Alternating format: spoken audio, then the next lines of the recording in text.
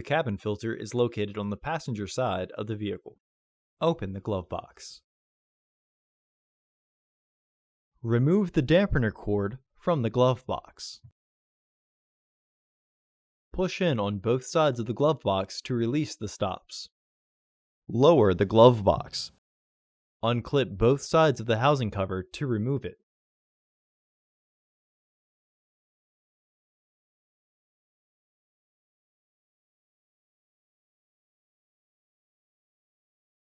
Remove the old filter from the housing and clean out any debris inside.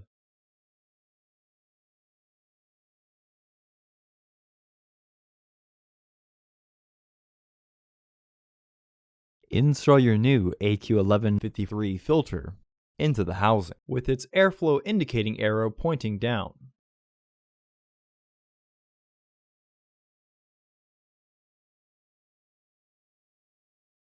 Reinstall the filter housing door. While pulling the dampener cord down, partially close the glove box to re-engage the stoppers. Reinstall the dampening cord.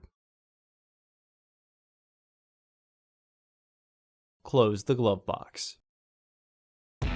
Order your parts today at filterheads.com.